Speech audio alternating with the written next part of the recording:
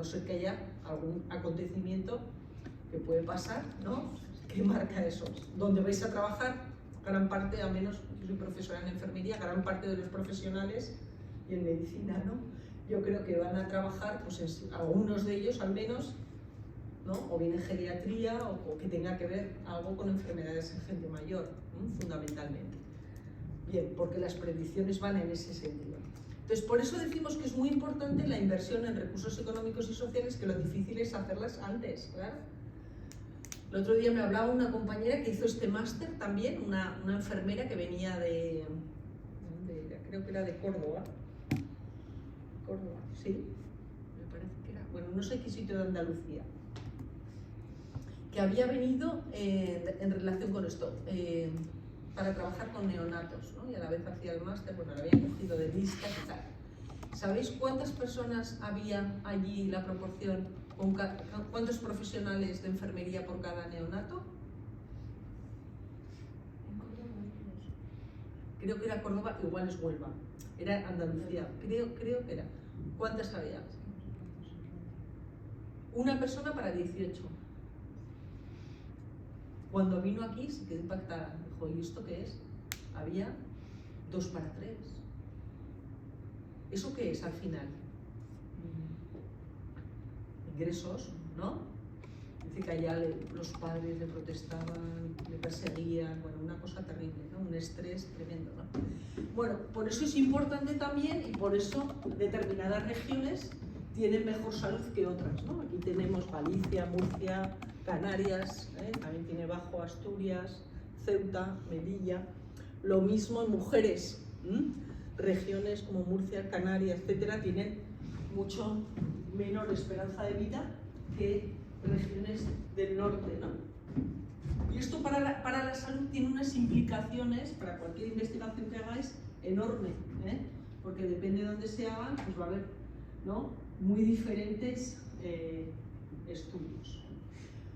Vale, entonces, hemos visto los determinantes sociales de la salud. ¿Os acordáis que el otro día dimos toda la clase de eso, determinantes sociales? Definiendo qué eran, qué características tenían y mirando uno a uno lo que era cada uno, ¿de acuerdo? Y de este hemos visto un tema aparte, ¿sí? Vale. Y ahora vamos a entrar en otro tema clave en el sector sociosanitario actual. No sé si habéis visto igual algo de esto, de desigualdades sociales en salud.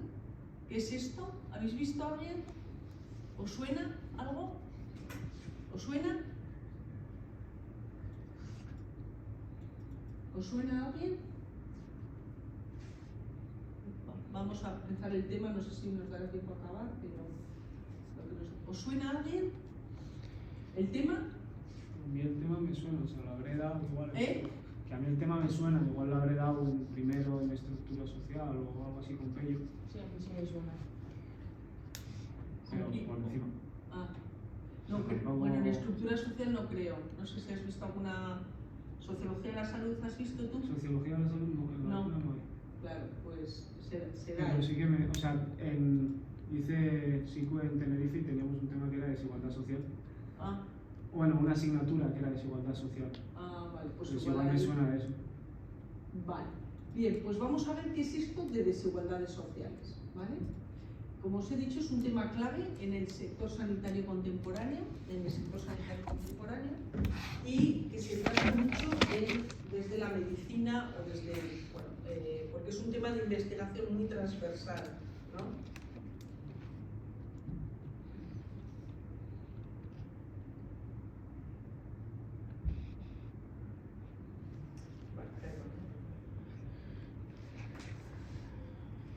Vale, entonces, por ejemplo, a ti misma, que no tienes por qué saber nada de esto, ¿a qué te suena, porque es importante, a qué te puede sonar desigualdades sociales en salud? Al acceso de diferentes condiciones en diferentes poblaciones. ¿Al exceso? A la diferencia, a la diferencia que existe en las poblaciones Sí. a los servicios de salud. Vale, o sea, ligaría, vale, o sea, o sea, desigualdades sociales en el uso de servicios sanitarios o en la accesibilidad. Podría ser. Eso, a eso te suena, ¿no? ¿A ti a qué te suena? Dependiendo de la clase social tengas más acceso o menos acceso a los recursos sanitarios. Podría ser, muy bien, que dependiendo de la clase social tengamos mayor o menor acceso a los recursos sanitarios. En España, ¿la gente tiene, en función de la clase social, acceso desigual a los recursos sanitarios? En España. En teoría no, pero Sí, vamos a hablar. ¿Sí? En teoría no. ¿Tú qué piensas? Es universal. Claro, en España es universal, ¿no? En teoría, muy bien dicho, está perfecto. ¿Qué pasa? En teoría, ¿qué pasa? Luego tienes un seguro privado. ¿Eh? Luego, espera, te has preguntado. No, digo, si en la realidad, Sí, ¿no? pero espera, ¿cuál era la pregunta? La pregunta es si en España la gente en función de su clase social tiene diferente acceso a la sanidad. Depende de a lo que quieras acceder, ¿no? O sea, si es para una consulta Vamos paso de por trauma paso. o así, puedes ir a un seguro privado, con un seguro privado. Pero si quieres un tratamiento de oncología, el acceso es, bueno, a no ser que seas ultramillonario, igual para todo, porque como son tratamientos tan caros, o sea que yo diría, depende del tratamiento. Depende. Estamos Al viendo servicio que cosas se quiera acceder. distintas. ¿Para ti qué me has dicho? ¿Que sí o que no? ¿Que es universal? Que la teoría es una cosa y luego la práctica es otra. La teoría es una cosa y la práctica es otra. ¿Por qué? Estamos viendo cosas muy interesantes. No sé, al final yo creo que igual clases más bajas y que tengan menos niveles de estudios y demás, también tienen menos conocimiento de los procesos de enfermedad. Entonces también no recurren a esos servicios. No recurre. Podría ser. ¿Tú qué opinas? Muy bien. Yo creo que es muy desigual el acceso.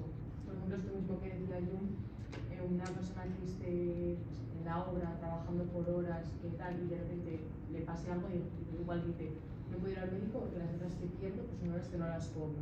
Y entonces pues pasa en no va al médico y pues se acaba haciendo más cosas. O luego depende de qué empresas, pues son las que más dinero tienen y así, pues igual tienen contratados seguros privados, seguros tal, que luego tú como empleado puedes acceder. Tienes una consulta de dermatología en la CUN, pues puedes acceder mucho más fácil que si eres camarero de un restaurante que no tienes esos seguros para complementar o las mutuas o cosas así. ¿Y sabéis el porcentaje más o menos de personas que, porque decimos mucho de seguros privados, que hay de seguros privados en España?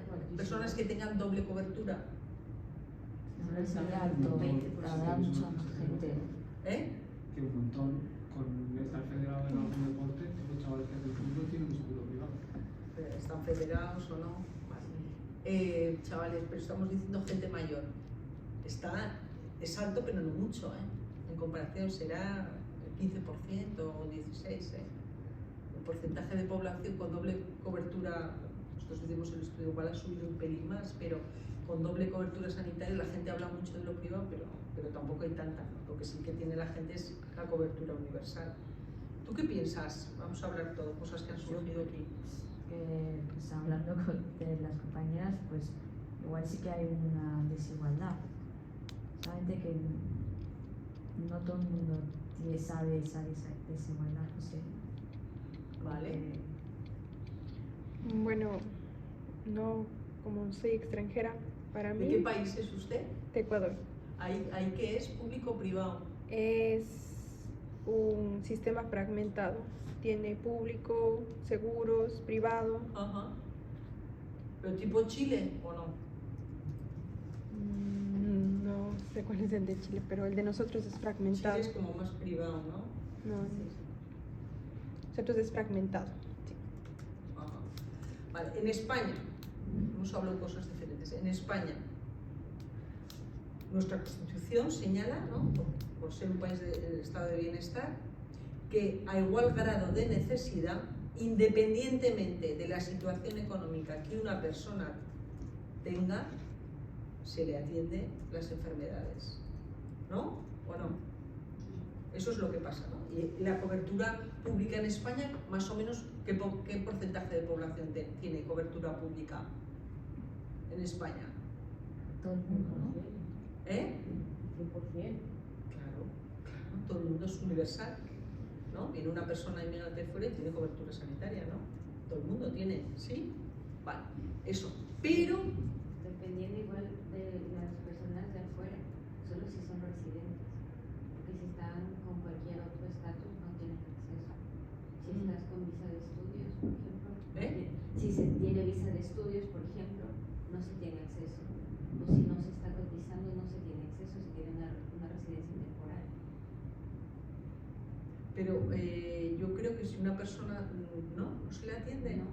Sí, sí se la atiende. yo creo que sí se le atiende. Luego a su país, claro, eso sí, hombre, No, claro, a su país, no, ellos mismos. a ellos mismos. Sí, Trabajan en urgencias mucho tiempo. uno para venir debe tener un seguro.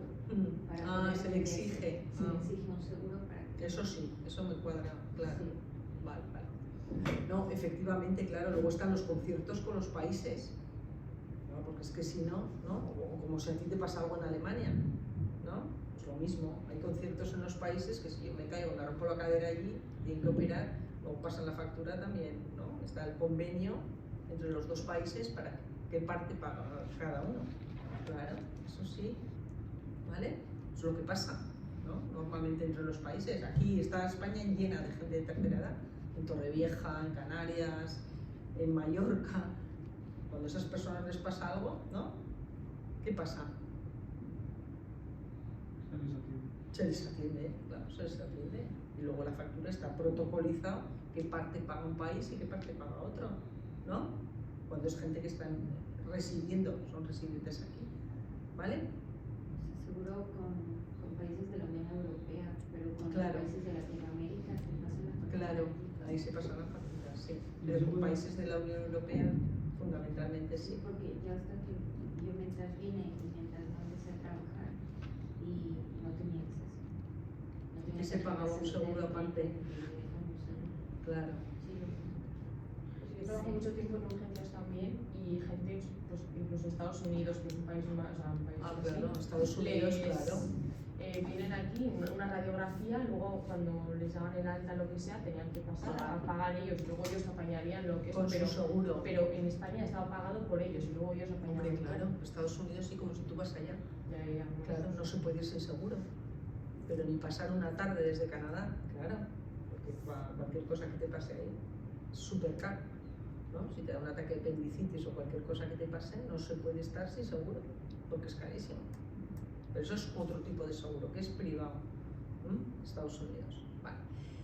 Entonces, cosas diferentes que hemos hablado. Primero, bueno, nos estamos centrando en una.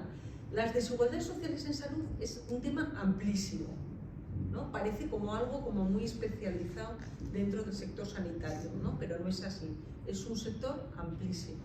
Podemos hablar un poco en marco general, luego vamos a ver la definición, pero vamos a ver. Podemos hablar de desigualdades sociales en salud, en mortalidad. Desigualdades sociales en salud en morbilidad. Desigualdades sociales en salud en lo que muy bien habéis dicho, en la utilización de los servicios sanitarios o incluso en la accesibilidad. Todos son desigualdades sociales en salud, ¿vale? Y efectivamente en España hay desigualdades en mortalidad entre la gente, entre nosotros. ¿Sí? ¿Creéis que sí? Hemos dicho que sí, ¿no? Que niveles socioeconómicos más bajos presentan mayor mortalidad por todas las enfermedades, ¿no?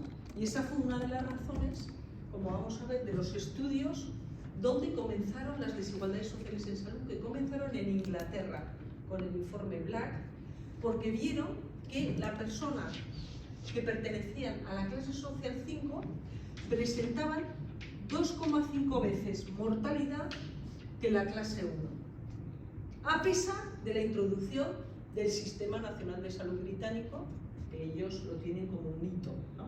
Además de eso, vieron que había grandes diferencias, que estos morían casi 3 veces más que estos, ¿no? A pesar de la introducción del sistema sanitario. Cuando Sí. hablamos de desigualdades sociales, hablamos de desigualdades sociales entre las diferentes clases sociales, ¿no? O sea, Claro. no es con cualquier otro factor social, no es según el género ni según... Bueno, es que esa es otra región. también, otras desigualdades según el género, sí, según la edad, según el género, según la raza, O sea, pero ahora estamos hablando... desigualdad social en salud estamos hablando, Vale. ¿vale? Entre clases sociales, entre distintos niveles de estudios o entre distintos niveles de ingresos, fundamentalmente. ¿Vale? ¿Sí? Entonces, aquí hemos hablado de cosas diferentes e interesantes. Hemos dicho que en España, en teoría, ¿no?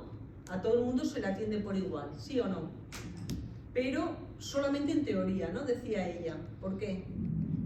Precisamente iba a esto de los seguros y a las desigualdades entre regiones, de lo que habíamos visto, o sea que el acceso a la salud en tiempo, por ejemplo, no es lo mismo que tener una cita en el norte que en el sur Claro. de España.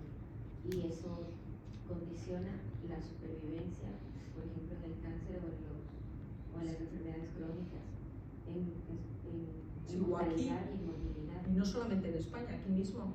Ah, Si te pasa algo en Elizondo, en el hospital, o te pasa en Tudela, o te pasa en Barañáin, cambia mucho, condiciona muchísimo donde una persona vive. Eso también es muy importante. Define todo. Y además, ¿qué pasa? Que España lo que ha sufrido es ahora era una descentralización de servicios sanitarios. Antes había, en el año 80-90, estaba todo centralizado, ¿no? Antes de la creación de diferentes hospitales, por ejemplo en Navarra, todo el mundo venía aquí, de Tudela, de Estella, tal. Cuando ya se creó la descentralización, se abrió el hospital de Estella, el de Tudela. Los del norte siguen sin muchos servicios, ¿no? Eso ha pasado. Eso es una cosa, ¿no? Efectivamente, la desigualdad en la utilización de servicios.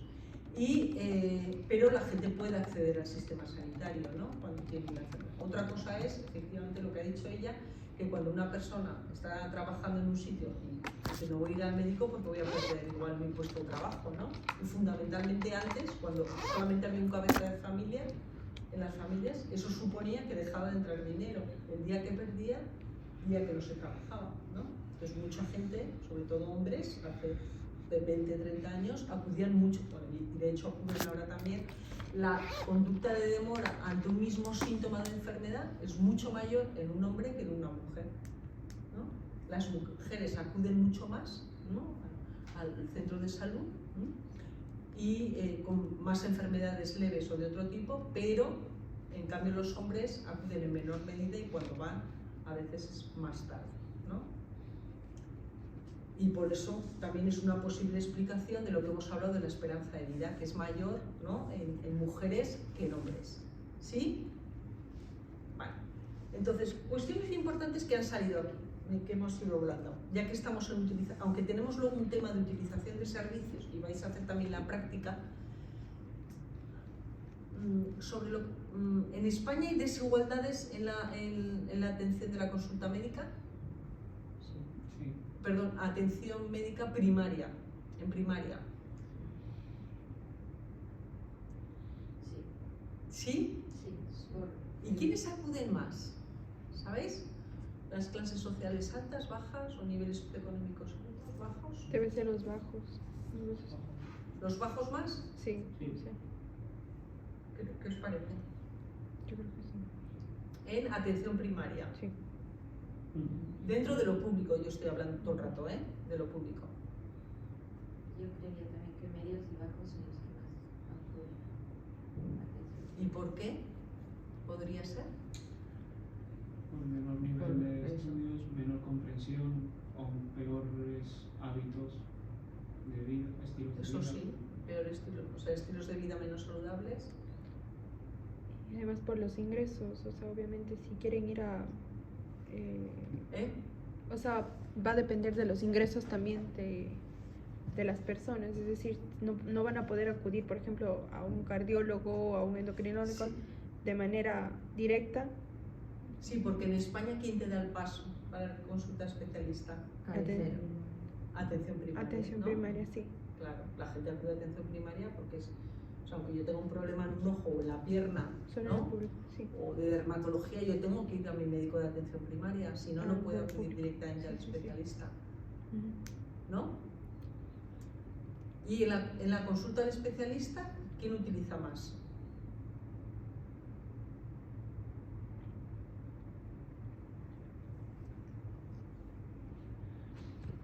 ¿Cómo se muestra la desigualdad? Bueno, no sé. Es que en verdad tendría sentido que si la gente de clases medias bajas va más a atención primaria y es atención primaria el que te da el pase, sean más las clases medias y bajas los que van al especialista. Podría ser una posible explicación. ¿Qué opináis los demás? ¿El compañero?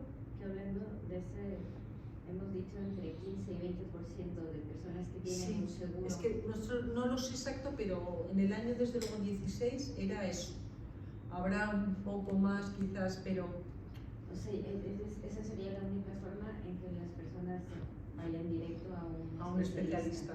Y entonces serían la clase social alta la que tiene ese acceso directo. Entonces podría inflar muchísimo. De todas formas, la gente al final, el tener doble cobertura muchas veces, viene ligado a un determinado estatus socioeconómico, pero también a otras cosas, ¿no? Es decir, efectivamente si quiero tener un seguro privado, pues uno se compra un piso, otro se compra una moto o una falda y yo quiero tener un seguro privado. Si quiero me lo compro, ¿no? Si decido que eso es importante para mí, porque yo tengo una enfermedad crónica de diabetes y tengo que tener una vigilancia X, pues bueno, efectivamente, tú puedes tenerlo. En general también a veces el seguro privado, al menos en España, viene ligado también mucho al mundo laboral. A la gente, cuando tú tienes un determinado trabajo, pues puedes darte el móvil, coche y un seguro de salud. O grandes empresas que tienen convenios con determinadas empresas de salud y que también tienen seguro privado. O sea, una cosa es que tú te lo hagas particular, pero también a veces te viene dado por ese tipo de cuestiones. O personas, yo que sé, profesionales de enfermería que trabajan en el grupo Quirón y resulta que, aparte de tener seguridad social, les ofrecen pues ese seguro privado a menor precio, por ejemplo. Pues bueno, pues lo pueden tener, ¿no? Bien, eso independiente. Pero en España pasa una cosa curiosa. Efectivamente, la consulta al médico, a la atención primaria, utilizan más los bajos. ¿Cómo no van a utilizar más los bajos si son los que más enfermedad tienen? Hemos dicho, ¿no? ¿No hemos dicho que en España, os he dicho yo, que niveles socioeconómicos más bajos presentan mayor mortalidad, mayor morbilidad y un amplio abanico de enfermedades? En España, seguro que habéis oído esto, hay una sobreutilización de la medicina de atención primaria. ¿Os suena haber oído esto? Sí. Vale. Eso es importante, ¿eh? Ha habido una sobreutilización, pero el patrón se invierte, patrón socioeconómico se invierte absolutamente cuando es consulta al especialista. Estoy hablando del público. En la consulta al especialista utiliza más los altos. En el público. Yo solo, de momento hablamos en el público. ¿Vale? ¿Por qué? Creemos, esto lo veremos en el tema de uso de servicio, por lo que ha dicho ella. Primero, los públicos, los altos, ¿qué pasa? Son mucho más discriminativos a la hora de ir al médico. Yo voy al médico de atención primaria, pero porque necesito ir al oftalmólogo. En cuanto a nivel de conocimiento, ¿no? Ahí se produce una comunicación que no se produce en otros. Eso para empezar. En cambio, a niveles socioeconómicos más bajos se apoyan, son más proclives a apoyarse más en el estado de salud, en el sistema sanitario, ¿no? Para multitud de cosas, no solamente las de salud propiamente dichas, sino otras también. Me acuerdo que cuando era la crisis, este patrón es súper importante, cuando era la crisis económica en España, vosotros sois muy jóvenes, ¿os suena que os han hablado a alguien que hubo una crisis muy fuerte? Se recortó también para la población inmigrante un recurso sanitario también. Se hizo un estudio sobre, acerca del motivo de las consultas médicas en la atención primaria. Y de cada 4 consultas de atención primaria, solo una era por una consulta relacionada con la salud, por un motivo médico. ¿Qué pasaba con las otras 3? Es lo que pasa ahora también. Mucha burocracia. ¿Eh? Mucha burocracia. Bueno, burocracia y también mucha gente a quién va a consultar. O sea, ¿a dónde va a ir? Yo, 82 años, mi hijo alcohólico, con problemas de salud mental y necesita ir a un sitio a trabajar o ir ¿a dónde voy yo? A exponer la situación. Psicólogo. Pues voy a mi médico de atención primaria. Claro. Entonces, no estoy preguntando por un tema médico, pero quiero, o me derivará a la trabajadora social, o me derivará a terapia ocupacional, lo que sea. Pero el motivo no es estrictamente médico. Y eso ocurre mucho en España. Claro que las consultas médicas, bueno, y muchos motivos, hay. Fundamentalmente, ¿quién va al médico? ¿Gente joven o mayor? No, la gente adulta. Gente, claro, cuando la gente empieza a tener problemas de salud. Y van al médico, pues claro, pues hablan con la vecina, están con gente, están todo el día solas en su casa. ¿Cómo no van a ir al médico? Igual van el martes y el viernes. Su forma también de estar con alguien. Si estás solo todo el día. ¿Con quién socializas? Con 87 años, 85. Mucha gente, no digo que todo el mundo vaya a eso. ¿Me estáis entendiendo, no? Claro, la gente va también a exponer sus problemas. ¿Vale? Entonces fue muy curioso porque de cada 4, solamente 1 era por motivos estrictamente médicos. ¿En Bien. qué año has dicho? ¿Eh? ¿En qué año has dicho eso? Fue la crisis, pues imagínate, creo que del 14 o así sería. La crisis empezó 7-8, pero se alargó bastante en el tiempo. Creo que el estudio es del 14 o del 12, ahora no me acuerdo exacto la fecha. Pero pasó ese tipo de cuestiones, ¿no? Bien, pero junto con la gente que dice que hay una sobreutilización de la atención primaria, podemos señalar que esto no ha sido malo. Es decir, no lo vamos a decir fuera de aquí, pero ha sido así la realidad de España. En España el sistema sanitario funciona estupendamente, ¿no? Entonces, y funciona estupendamente. ¿Qué pasa con esa sobreutilización de la gente en atención primaria? Que sobrecarga y limita el acceso de quien realmente necesita. Eso, por un lado, también, y ejerce, ¿no? Investigaciones recientes señalan que el uso que la gente hace de la atención primaria ejerce un factor protector de la salud. Claro, yo voy muchas veces, claro, yo tengo cosas y me cogen los problemas en los momentos iniciales. Es decir, que esa esperanza de vida que hemos visto en España tan alta no ha sido porque sí, sino que el sistema sanitario también ha ayudado a ese tipo de cuestiones. ¿Se entiende o no? Claro, la gente va mucho, pues bien, lo necesita, tiene que ir, tiene problemas, que vaya, ¿no? Empieza, no, es que hay mucha gente que claro, que va a la pública y luego tienes los privados, pues que vayan a los privados estupendamente, si así menos gente va a venir a lo público. ¿Qué problema tiene la gente? Pues si cada uno quiere gastar en seguros públicos, pues que vayan, mejor, va a haber menos gente en lo público. La gente empieza a criticar, pues, pero bueno, al revés, ¿sí? Eso por un lado. Entonces, consulta de atención primaria, mayor utilización por parte de los niveles socioeconómicos bajos. Y hay una sobreutilización que ha ejercido un papel protector en la salud de las personas en España. ¿Vale? En cambio, el patrón se invierte totalmente cuando pasamos a la consulta del especialista. Por ejemplo, la consulta al ginecólogo en España, ¿es pública o privada? Pública. Pública, muy bien. ¿Y quiénes utilizan más? Los altos. ¿Eh? Altos, has dicho, ¿no? Claro, las mujeres de nivel de estudios alto, pero muchísimo más. ¿Debería ser así? No, lo que ha dicho ella, ¿no? Para nada debería ser así, si es público. más o menos tendría que utilizar todo el mundo por igual. Utiliza más los de nivel de estudios altos, las altas, las sociedades altas. Es complejo porque ¿cómo modificas o cómo intentas que no haya tanta desigualdad? Es complicado en salud. ¿Cómo? No me refiero a consultar ginecólogo. En general, ¿cómo intentaríamos paliar como sociedad, como país, como sociedad, intentar paliar las desigualdades sociales en salud? Con educación. Con educación. Muy bien. Lo fundamental, dar estudios a la gente. Es que eso es fundamental, ¿no? Es una de las cosas más importantes que están más directamente relacionadas con la salud.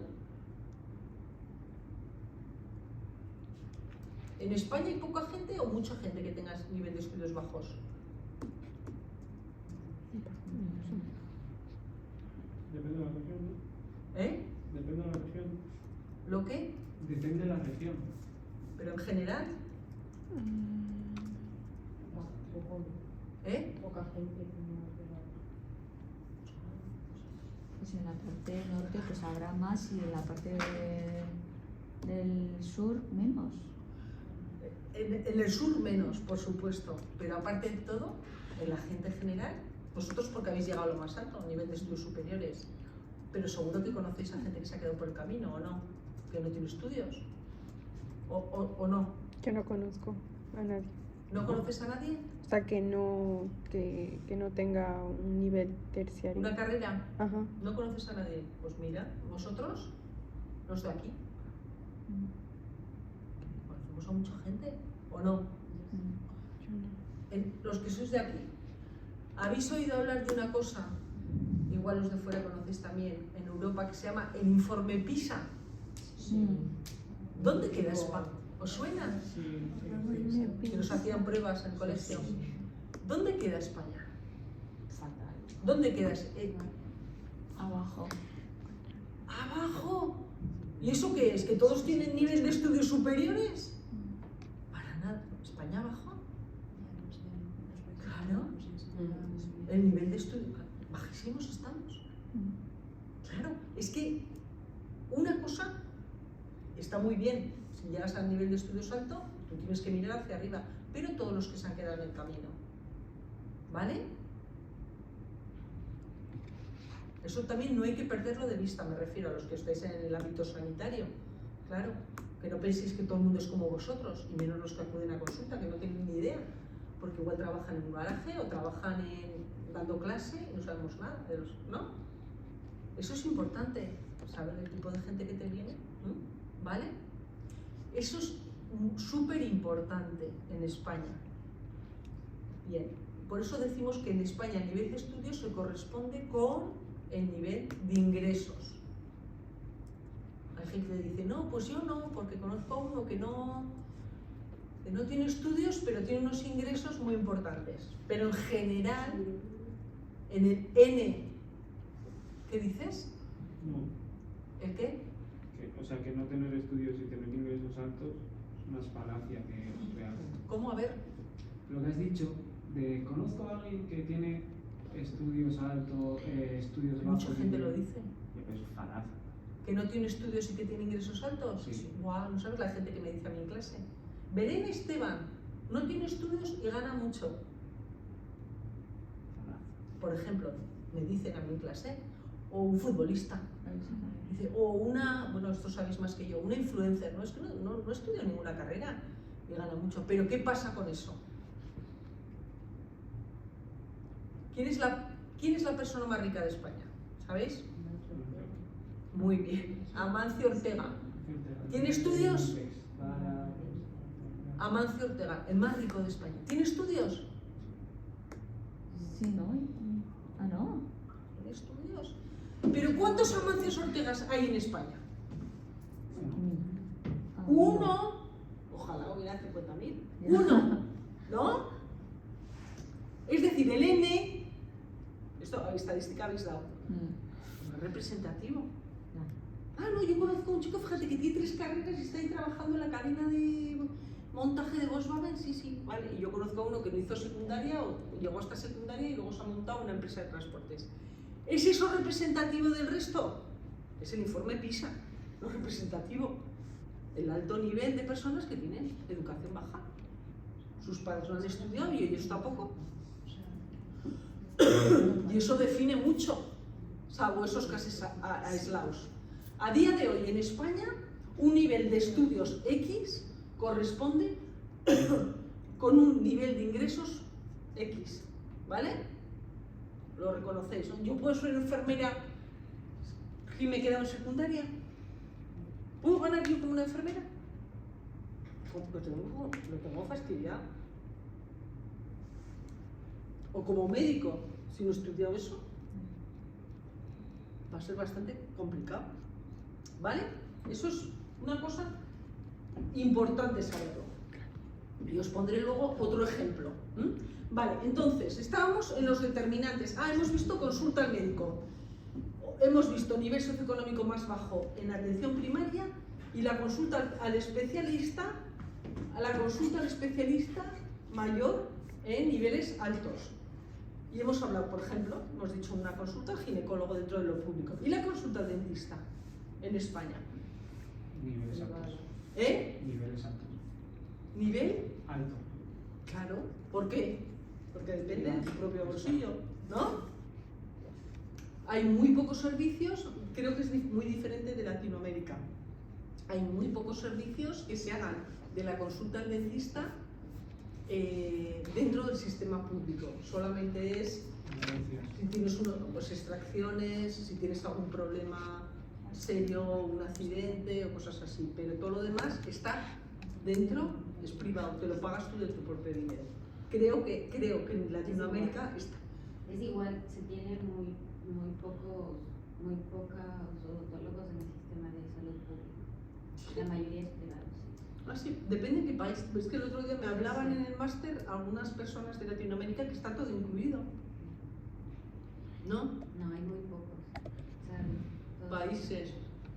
Pues eran de Ecuador, eran de Colombia, eran de Bolivia, Cuba, ¿no? No me acuerdo ahora de dónde más, pero estaba incluido, no lo sé, dependerá de... O sea, está incluido, pero hace muy poco. Muy poco. Muy poco. O sea, Lo más básico. Sí. ¿Son más? Es lo más básico. Lo más básico, como aquí, ¿sí? ¿Y de qué país es Ecuador también? Ecuador. Ah, pues en Ecuador. Pues había ahí una médico de Ecuador que decía eso. Vale. Entonces, desigualdades sociales en salud. Más o menos hemos visto que es algo muy amplio y que engloba muchas ramas de la salud. Vale. Vamos a ver qué es esto, de por qué es un tema clave en el análisis sanitario contemporáneo. Hemos visto que a pesar de que es un sistema público de salud, siguen existiendo muchas diferencias en España y en otros países respecto a la salud. ¿Sí? ¿Hasta aquí sí? Vale, pues definimos desigualdad social de salud. ¿Qué es esto? Para que una diferencia en salud sea considerada una desigualdad social, tiene que darse dos condiciones. Una, que se le considere socialmente injusta, y dos, que sea potencialmente evitable. ¿Qué quiere decir eso? Que haya instrumentos para poderla evitar. A finales de los años 60 y 70 se pensaba que las desigualdades sociales en salud era algo que ya no existía. ¿Por qué? Porque ya se habían introducido fundamentalmente los sistemas nacionales de salud y sobre todo por los logros en la medicina, por la mayor prosperidad e igualdad entre la población y por, sobre todo, crecimiento de los servicios públicos de bienestar. En cambio, observaron que las diferencias en las tasas de mortalidad de unas clases sociales y otras, lejos de disminuir, habían aumentado. Ejemplo, Gran Bretaña y España y todo. Presenta la clase social baja una mortalidad mayor que la alta, que es casi el triple, ¿vale? Es un tema clave en el análisis del sector sanitario contemporáneo y un área de investigación de gran importancia y de interés constante y creciente en sociología de la salud. Bien, entonces aquí tenemos las condiciones sociales, enfermedades también laborales ligadas al trabajo, la enfermedad y diferencias de la mortalidad entre ricos y pobres. Así a grandes rasgos. ¿Cuándo surge esto? En el siglo XVII ya en Ginebra, los primeros investigadores empezaron a observar que había desigualdades en mortalidad entre ricos y pobres. Unos llegaban a los 20 y tantos años y otros en cambio a los 7 o 8 años fallecían. En 1713, Bernardino Ramaccini escribe el primer tratado de enfermedades de los trabajadores. Y en finales del 18, Johann Peter Frank señala ya que la miseria del pueblo era la madre de todas las enfermedades. Y ya en el siglo XIX empiezan ampliamente una gran cantidad de investigaciones acerca del nivel socioeconómico y la salud, fundamentalmente en Inglaterra con el informe Black. ¿Por qué? Debido fundamentalmente a la mayor fuentes, a la mayor presencia de datos para poder realizar investigaciones y como consecuencia sobre todo de la revolución industrial. Vale. Ejemplos de autores de las desigualdades sociales en salud. Tenemos Villermé en Francia, Chadwick en Inglaterra, Virchow también en Alemania y Engels también en Gran Bretaña. Vale. ¿Qué pasa en el siglo XX? En 1911 en Inglaterra se inicia el primer análisis de la mortalidad de la población activa según clase social, porque empiezan a tener un censo de clasificación de ocupaciones según el Registro General de Clases Sociales. ¿Qué es este? El Registro General de Clases Sociales. Y se empiezan en los años 60 los primeros estudios acerca del análisis entre la pobreza y la salud, y se incrementan estudios sobre desigualdades en salud según clases sociales. Eso ya a comienzos del 20. Y empiezan a tener estadísticas cada vez más para poder realizar otros estudios. Y hay un hito muy importante que marca el estudio o la investigación en desigualdades sociales, no sé si lo habéis oído, que es el Black Report. ¿Os suena? ¿Os suena el Black Report? Que es el informe negro. Supone un punto de inflexión en la historia moderna del estudio de las desigualdades sociales en salud. En la mitad de la década de los años 70 empeora mucho la situación de salud en Gran Bretaña y las desigualdades en salud entre clases sociales no disminuyen. Se introduce el Sistema Nacional de Salud de Gran Bretaña, que es el National Health System, ¿verdad? En 1948. Entonces ellos creían falsamente que con la introducción del Sistema Nacional de Salud de cobertura universal para todos, esas desigualdades sociales en salud habrían disminuido. Y lejos de disminuir, aumentaron entre clases sociales. Este informe, el informe Black, está ahí Sir Douglas Black, que era el presidente del Colegio de Médicos de Gran Bretaña. Se le encargó a él el estudio sobre desigualdades sociales en salud y fue dirigido por él la investigación de las desigualdades sociales en salud. Y marca un hito en el estudio de este tema. ¿Con qué objetivos se creó el informe Black? Con los objetivos de recoger información sobre desigualdades sociales sanitarias por clase social, con el objetivo de identificar cuáles eran sus principales causas e implicaciones para las políticas sanitarias, y también con el objetivo de hacer futuras sugerencias para futuras investigaciones.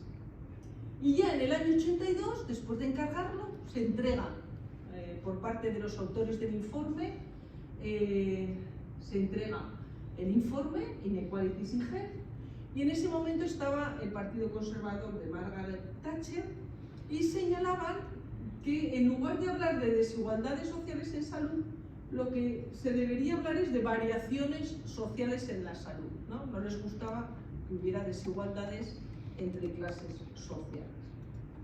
Y el informe Black, ¿qué conclusiones obtuvo? Se vieron que había unas diferencias muy marcadas en las tasas ocupacionales entre las clases sociales, presentando las bajas mucho más mortalidad que las altas. Además vieron que no solamente habían disminuido, sino que se habían incrementado las desigualdades sociales en salud entre el 71 y el 81, y que el gradiente de clase era mayor que en otros países de su entorno socioeconómico. La solución a la mayor parte de los problemas de salud estaba fuera del sistema de asistencia sanitaria, ¿no? Según los propios autores del informe. Y establecieron, una vez vieron estas conclusiones, empezaron a ver los investigadores a qué se podía deber estas grandes diferencias encontradas. ¿Esto pasa en España? ¿El qué? Las diferencias en mortalidad tan marcadas. Sí. O sea, por ejemplo, yo que sé, un celador del hospital presenta mayor mortalidad que un enfermero, por ejemplo. Sí, ¿no? Tan marcado igual como el informe ese en el 80, no. No, ahora, estoy hablando de ahora, del 2026. O sea, que sí hay diferencias entre clases, pero tan No, si una marcadas. persona, no sé, se me ha ocurrido, en una organización como el hospital, pues un celador presenta mayor mortalidad que un profesional de enfermería o que un médico. No. Por supuesto que sí. ¿Sí? Vamos, a ver. Claro, ¿pero qué hemos hablado? Que niveles socioeconómicos más bajos presentan mayor mortalidad, claro. Entramos al gobierno de Navarra, en la Plaza del Castillo. Ahí trabajan auxiliares administrativos, abogados, sociólogos, economistas. ¿Podemos decir que un auxiliar administrativo presenta mayor mortalidad que un economista? Depende. O sea, ¿Depende de qué? Por ejemplo, en el ejemplo que has puesto antes, de los celadores, pues, no sé cuánto sí que la gente que gana las enfermeras, la diferencia, sí que es, o sea, sí que hay diferencia, indudablemente, pero también hay que tener en cuenta pues, el nivel de estrés de un celador y el nivel de estrés de una enfermera. ¿Quién tiene más? Eso, es interesantísimo el estrés. ¡Buah! Eso podremos hablar. ¿Quién te parece que tiene más estrés? Es discutible. Fenomenal que lo hayas sacado. Yo me parece que tiene más Sí. estrés laboral, yo en el ámbito laboral, que las enfermeras. ¿Sí? Sí. ¿Y un auxiliar administrativo? No controlo, no tengo ni idea. mucho más. No puedo hablar. ¡Buah! Ahí podemos hablar del estrés, porque otro te va a decir que es mucho más en los bajos. ¿Me entiendes, no? Es decir, no he hecho investigaciones sobre el estrés, pero bueno, algo conozco del tema del estrés. El tema del estrés, bueno, depende. Efectivamente está el burnout para los profesionales de enfermería, ¿no? Estrés por sentirse quemados en el trabajo, vale. Es susceptible.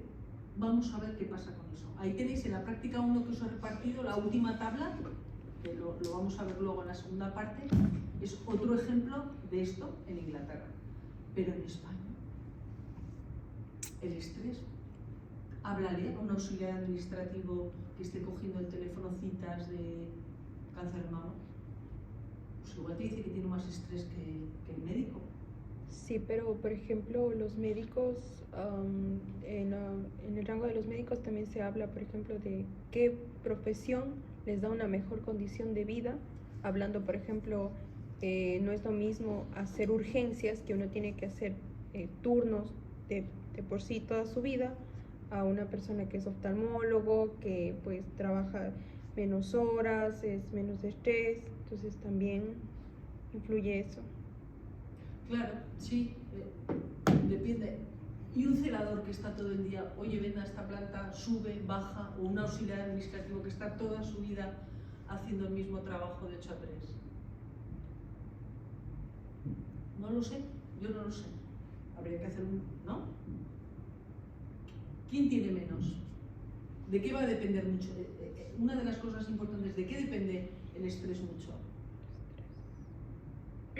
También depende de cuánto gane, de las ganancias que perciba. De las ganancias que perciba mes a mes, porque eso da mayor estabilidad en los rangos altos. Entonces muchas veces se aguanta mejor el trabajo al que es sometido porque lo justifica lo que paga. Hombre, eso es lo que van a decir lo que dicen los autores del estudio. La frasecita esa que tiene, la hemos pasado. ¿Qué pasa? Que la estructura social por sí sola no puede contrarrestar los efectos adversos sobre la salud. Pero infinitamente una persona que gana 1.000 euros o 3.000 va a tener unas condiciones de vida muy diferentes, ¿no? De acceso al trabajo, de vivienda, de tiempo de ocio, de dieta. Va a cambiar mucho. Y también Esas son posibles explicaciones de por qué, está muy bien pesado, hay esas diferencias, pero por supuesto que la hay. En España todos tenemos sistema público, todos tenemos igual acceso a la salud, pero existen unas diferencias enormes en España. Y también la seguridad laboral. También la seguridad laboral. Por supuesto, tener un contrato fijo. Más veces reemplazado por otro que una enfermera especialista que maneje muy bien una planta, o sea, adquiere diferentes condiciones. O una enfermera de una planta que está trabajando con una supervisora que le está haciendo la vida todo el día imposible. Esa va a tener un grado de estrés, siendo el mismo nivel, casi, ¿no? Impresionante. Porque depende también mucho lo que quería decir, de las estrategias de afrontamiento, ¿no? Es decir, cómo tú afrontas el estrés. Igual para mí, que estoy trabajando de enfermera y tengo una supervisora que me está todo el día fastidiando en mi trabajo, a eso a mí me supone un estrés tremendo, incluso tengo un problema de corazón o una úlcera de estómago. En cambio, otra persona que está haciendo un trabajo repetitivo, pues estar 8 horas durante 37 años haciendo un trabajo repetitivo, le produce mucho estrés también. ¿Cuál es más? Es que claro, ¿cuál es más? Bueno, podríamos verlo, ¿no? O el médico que está operando bajo a vida o muerte, yo creo que tiene bastante estrés también. O otra persona, yo que sé, que está en urgencias, lo que decía ella, con turnos disparatados, trabajando 24 horas seguidas, ¿no? Pues quizás pueda tener también un nivel de estrés alto, ¿no? Es importante. Lo más importante es que las desigualdades en España existen a pesar de tener el sistema de cobertura universal. ¿Esto pasa? ¿Qué pasa? ¿No? ¿Os acordáis lo que os expliqué el otro día? A ver, perdona, querías decir algo, ¿no? Sí, las diferencias, o sea, son tan marcadas como para que se noten de, por ejemplo, la clase 1 a la clase 2. Entiendo que la diferencia entre clase 1, estoy mirando lo de la pizarra, a clase 4, por ejemplo, o clase 3 manual, sí van a ser muy grandes, pero de clase 1 a clase 2, de un de economista clase a un... No, hombre, clase 1 y 2 son parecidos, clase alta. Sí, esto más o menos sí, pero de clase estos a estos hay mucho. O sea, la diferencia o el 4 hay mucho. De mortalidad entre médicos, enfermeros o gente que más o menos... No sé muy bien cómo se están desarrolla el mismo contexto. Los niveles, creo que es, ¿no? Médico y enfermera es nivel A, ¿no? También. A 1, ¿no? No es a 1. O a 2. Somos B. Bueno, pero médicos A y estos B. Pero claro, estos son celador, que será E, D o E, ¿no? Pues son otros niveles, ¿no? ¿Os acordáis que os explicaba el cambio que se había producido en España el otro día? No estabais vosotros dos. Es el hecho más importante de la comparación. Volvemos a primera causa de muerte en el mundo, ¿os acordáis? Eran las cardiovasculares. Entre ellas pongo un ejemplo de enfermedad isquémica del corazón y cerebrovascular. Y aquí 88-90.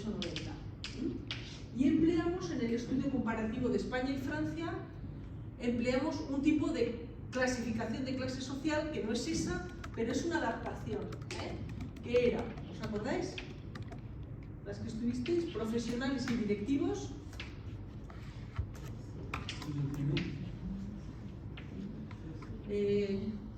Mira, trabajadores de los servicios es otro tipo de clasificación de clase social, que se empleó en el estudio comparativo en base a la clasificación nacional de ocupaciones de cada país. Trabajadores de los servicios, agricultores, gracias.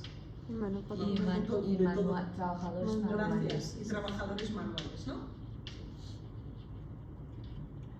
Y yo os preguntaba, ¿quiénes tienen mayor mortalidad?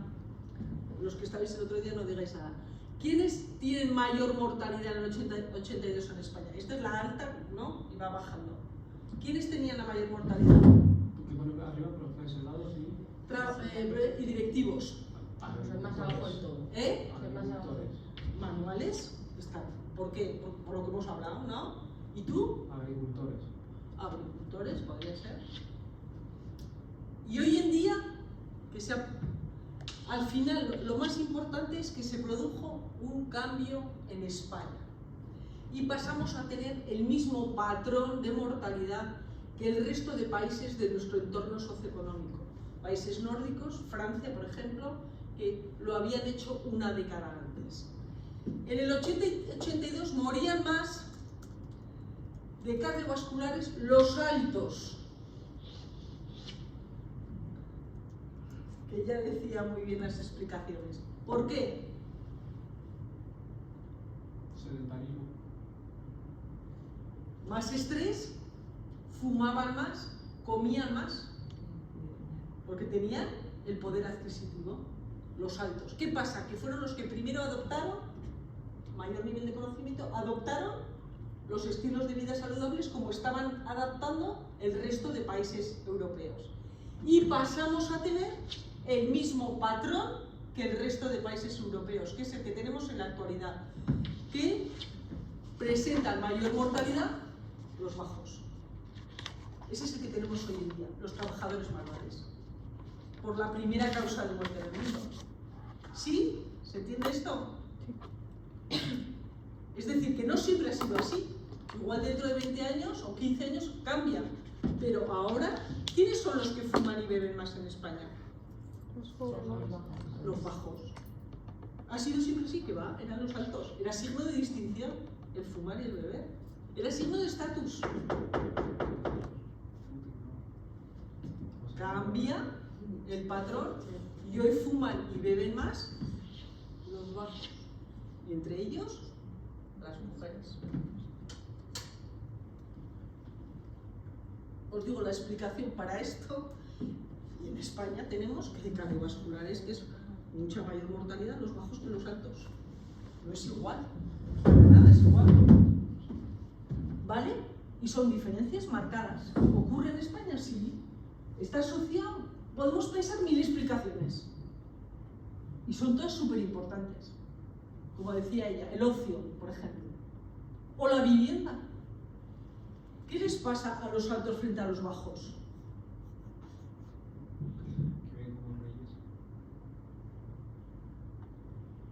Que viven en mejores zonas o no. Es una de las cuestiones ahora más relevantes que se está haciendo en salud, en investigación. Se está asociando todo lo que son indicadores materiales, por ejemplo, dónde vive la gente con cáncer de mama. Es decir, gente que vive y se toman indicadores materiales, de privación material. Metros cuadrados, lo veis en British Medical Journal, por ejemplo, con cáncer de mama, lo vi hace nada. Tamaño de la casa, número de habitaciones, metros cuadrados, número de televisores, coches que hay en la casa. Al final, ¿qué es eso? ¿Indicadores de qué? De ingresos, ¿no? Del nivel socioeconómico que tú tengas. Entonces, por eso dicen estos ingresos, no. ¿Qué pasa? Que el sistema de salud, por muy bueno que sea, tú no puedes, por muy bien que lo hagas todo, haces prevención, atiendes a todo el mundo puede acceder. Al final el sistema de salud, el sistema sanitario por sí solo, no puede contrarrestar los efectos adversos de la estructura social en la salud. ¿Se entiende esto o no? Y por eso tenéis una última tablita que esa es buenísima, en la práctica 1 que os lo ha puesto a propósito y que no es fácil para que le echemos un vistazo y podamos ver. Porque ahí en esa tablita es mortalidad por distintas enfermedades entre funcionarios. Lo que decía ella de tener una estabilidad, todos son funcionarios, todos. Tienen todos estabilidad, pero claro, ahora resulta que uno tiene 4 veces más o 3 veces más cardiovascular que otro, trabajando aquí. Yo trabajo aquí y ellos trabajan ahí. Estamos todos en el mismo edificio. ¿Qué ha pasado? Es los estudios, por ejemplo, de Marmot, ¿no? Por eso os he puesto esa tabla para que veáis cómo influyen los determinantes sociales en la salud. Los estudios que él hizo, ¿sabéis? Esas fotografías de Londres que sale la torre del reloj. ¿Os suena? Si habéis ido a alguien, pero suele salir, ¿no? Sale una torre y luego salen unos edificios gigantes, una manzana entera de edificios perfectamente cuadrados. ¿Os suena? Bueno, pues eso es originariamente donde trabajaban los funcionarios británicos. Entonces, a raíz de este estudio dijo, no, si está pasando esto aquí entre los funcionarios, hay que evacuar el edificio, algo pasa. Están todos trabajando aquí, ¿y por qué este que está ahí, en esa sala, tiene 3 veces más mortalidad que este que está aquí? Hay que evacuar el edificio. ¿Vale? Lo veremos. Bien, entonces, ¿cuáles fueron las razones que dieron los propios autores del informe de esas grandes diferencias en salud encontradas? Primero, dijeron, bueno, pues ha podido haber errores en las medidas, ¿no? Cuando tú utilizas determinadas estadísticas o determinados, ha podido haber errores. Ha podido haber cambios también en la estructura ocupacional, son responsables de la persistencia en el gradiente de mortalidad, pero se rechazó esta explicación señalando porque no había habido aumento en la proporción de población en las clases bajas, en estas. Y también podría haber habido un sesgo numerador-denominador porque se obtienen de distintas fuentes. Vale. Segunda explicación que dieron, pues que, claro, porque estaban intentando explicar esto que se habían encontrado, que estos morían 3 veces casi más que estos. No sabían cómo explicarlo. Dijeron, bueno, pues ha podido pasar un proceso de selección natural o social. ¿Sabéis lo que es esto? ¿Os suena algo? Selección natural, rollo Los más fuertes. Darwin, muy bien, efectivamente, muy bien. Sobreviven los más fuertes. Dijeron, bueno, pues será efectivamente que la salud es lo que determina la posición social que cada uno va a tener, ¿no? Porque la salud, vale. Y señalaban también que esas diferencias sociales en la salud podrían ser debido a un descenso en la escala social de las personas con menor salud, que esto sí que pasa también. Bueno, sociólogo lo sabes, lo que es movilidad social ascendente o descendente. Entonces, la movilidad social descendente te puede pasar si tú tienes una enfermedad, porque estás ganando X y de repente tienes una enfermedad que te dan una incapacidad y ganas la mitad de lo que ganabas o menos, ¿no? Eso es una movilidad social descendente. ¿Hay estudios, ahora sabes, sí, de movilidad social descendente en relación con salud mental? Porque es un tema que muchas veces salud mental o diagnósticos de salud mental, incapacidades o problemas para mantener estabilidad en no, la salud mental, trabajo. las enfermedades mentales son las más incapacitantes. Lo tienes fastidiados, o sea, las enfermedades mentales son las que más, dentro de las enfermedades mentales, por ejemplo la esquizofrenia, es una de las que más limita, ¿no? No Sí. puedes hacer una vida profesional a veces, ¿no? A pesar de las Complicado medicaciones, Que es complicado para personas con diagnósticos Hombre, muy complicado. mantener trabajos, entonces Claro, no, normalmente les me ha dan venido incapacidad, o gente con depresiones también. sí, depresiones crónicas. En general, las enfermedades mentales son de las más limitantes y producen descenso en la escala social. Sí. ¿Por qué no encontraron que eso fuera un motivo? Porque, o sea, en cuanto a números, no justificaba. Eso. O sea, no hallaron suficientes pruebas, pensaron que podría ser, pero no hallaron suficientes Ns para señalar que efectivamente el que una persona tenga enfermedad en tan gran medida modificara la movilidad social, ¿sabes? Aunque en realidad todos lo sabemos, yo que sé, si estás tú trabajando, tienes 40 años, tienes una hipoteca, por decir algo, estás en pleno desarrollo de tu carrera profesional y tienes un cáncer que te limita el poder trabajar, pues es terrible, te limita muchísimo tu vida, ¿no? tienes que pagar, seguir pagando lo de antes, ganas mucho menos dinero, pero mucho menos, tienes fastidiado. Bien. Y también señalaron que puede haber un gradiente según clase social en etapas tempranas de la vida. Otra explicación que dieron los propios autores del informe es diferencias sociales en la conducta. Individuos con más probabilidad de tener peor salud, aquellos que mostraban estilos de vida no saludables, ¿no? Mayor prevalencia de factores de riesgo en los niveles socioeconómicos más bajos, y la conducta de los individuos no se puede separar del contexto social y económico en el que se desenvuelve. Y por último, también dijeron la explicación materialista, que podía ser a un nivel macro o a un nivel micro. Macro, ¿qué es?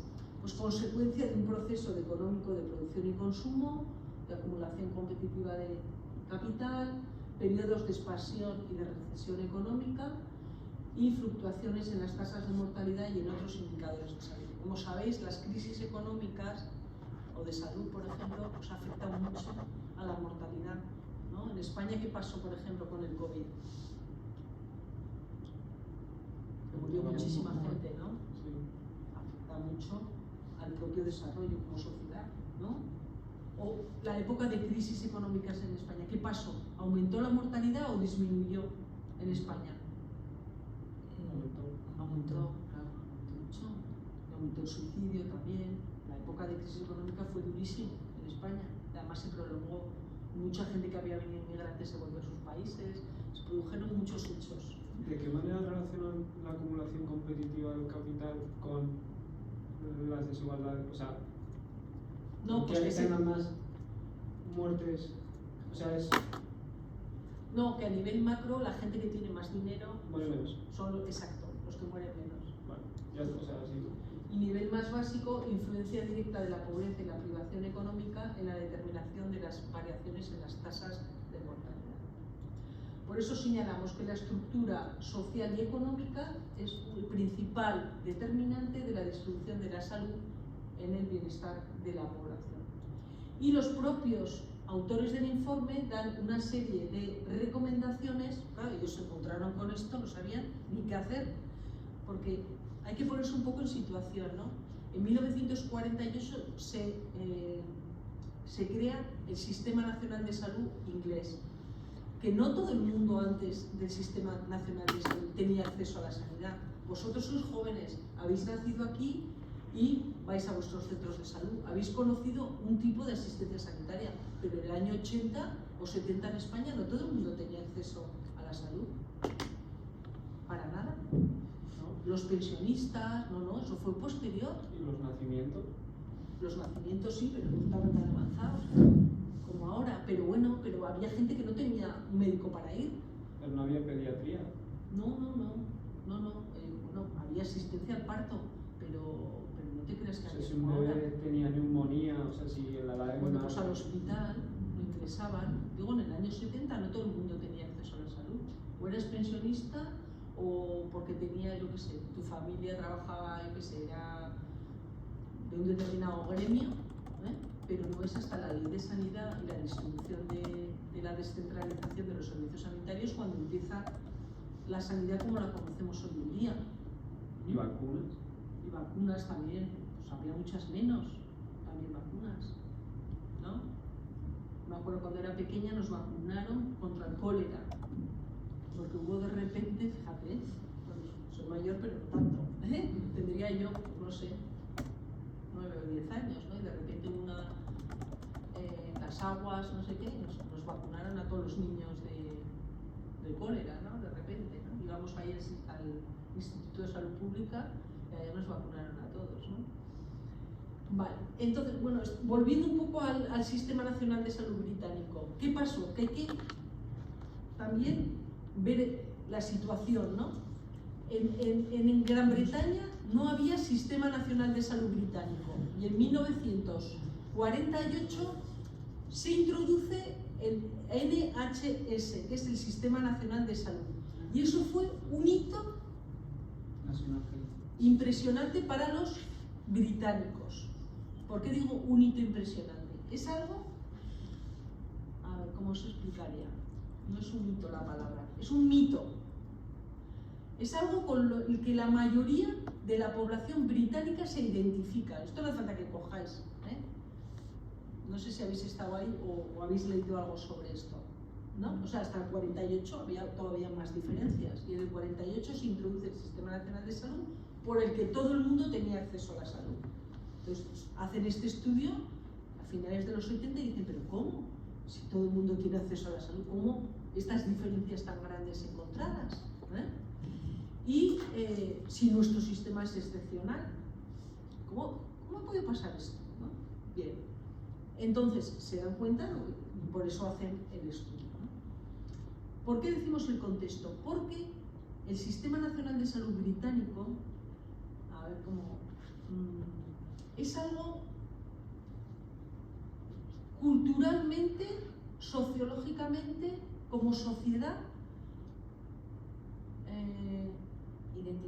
identificativo y mejor valorado del mundo mundial para su país. ¿No? No sé si visteis la ceremonia de inauguración de los Juegos Olímpicos de Londres. El número principal fue una enfermera bajando de un helicóptero National Health System. Eso fue lo más importante. Bajando de un helicóptero, ¿os suena? Fue impresionante, la ceremonia inaugural.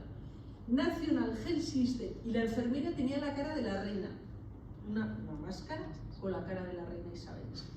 Es decir, digo, para intentar, claro, nosotros por ejemplo, para que veáis, hicimos un estudio comparativo de lo que hemos hablado, sobre uso de servicios públicos privados, sanitarios. Estuve en Imperial College haciendo allí una estancia larga, bien, comparativamente entre España e Inglaterra, lo que antes me habéis preguntado, con un profesor de allá que se dedica a esto muy bueno también, estuve allí mucho tiempo. Vale, entonces hicimos esa investigación comparativa, ¿no? Tenéis artículos, tenéis un par de ellos publicados en PubMed, ¿no? Vale. Entonces, ¿qué pasó? Que cuando nosotros comparábamos, lo que tú me has preguntado antes, comparábamos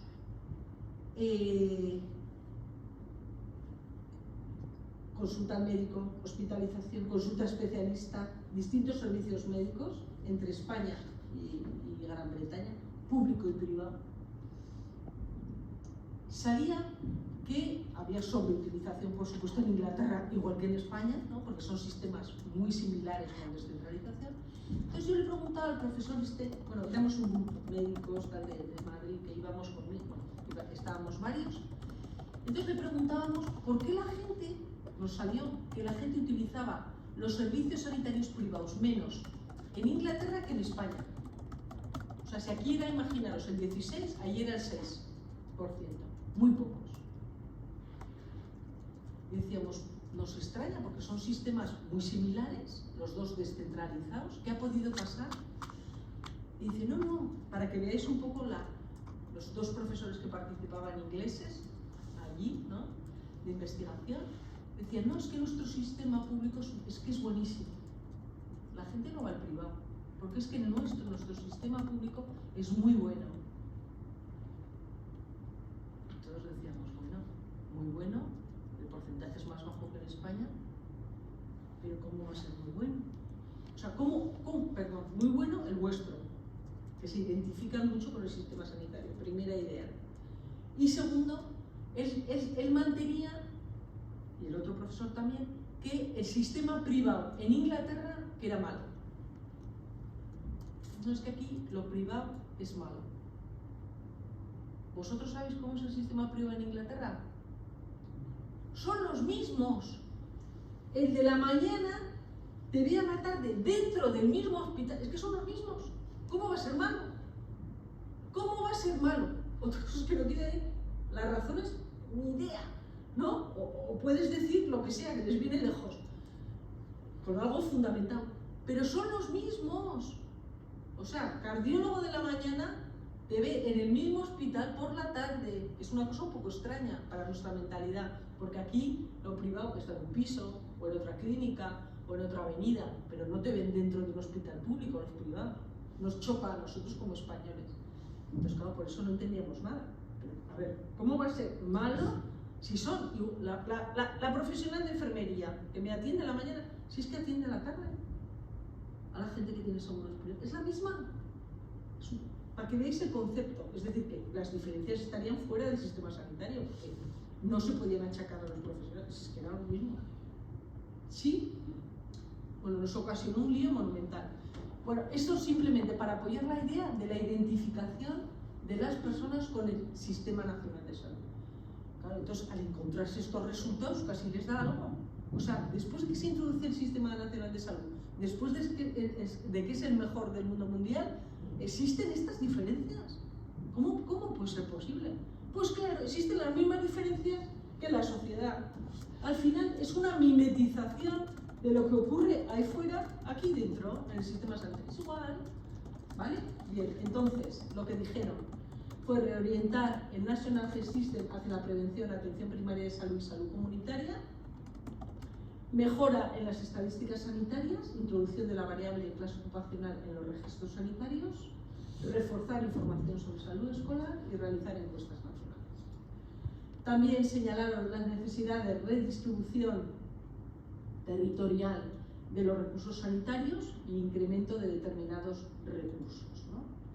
Importante, señalaron, muy importante, mejorar las condiciones materiales de vida. Mejora de ingresos, es decir, mejoras de guarderías, mejoras en los cuidados materno-infantiles, cuidados domésticos, mejora en las viviendas, etc. Especialmente priorizaban niños discapacitados y ancianos. Y además, posteriormente, seguro que igual habéis oído hablar de estos estudios, después del informe Black, el estudio Whitehall, ¿suena? 1 y Whitehall 2, volvieron a estudiar el gradiente social que había entre clase social y mortalidad y cómo las desigualdades sociales estas que hemos hablado se mantenían en el tiempo. Por eso decimos que las desigualdades sociales de salud en Gran Bretaña desde 1980 han persistido o se han ampliado y las recomendaciones propuestas por el Black Report prácticamente no han tenido respuesta. Este es un estudio interesante sobre desigualdades sociales también entre la tasa de mortalidad y el grado de empleo después de la jubilación, después de cuando las personas se retiran, ¿no? Quisieron hacer este estudio, este es Marmot, este es el mismo que el de los estudios esos entre el funcionariado, que os he dicho en la práctica 1, y otro autor británico, querían conocer si las desigualdades sociales en salud persistían después de que la gente se jubilara. Bueno, igual es algo que tiene que ver solo con los ingresos, ¿o no? Es decir, esas desigualdades sociales tan acuciantes que hemos visto cuando la gente está activa, la población activa, se mantienen después del retiro. Este es un estudio publicado en British Medical Journal, ¿no? Donde se ve como de 40 a 64 años las desigualdades son muy marcadas, verde y gris son los altos y azul y rosa son los bajos.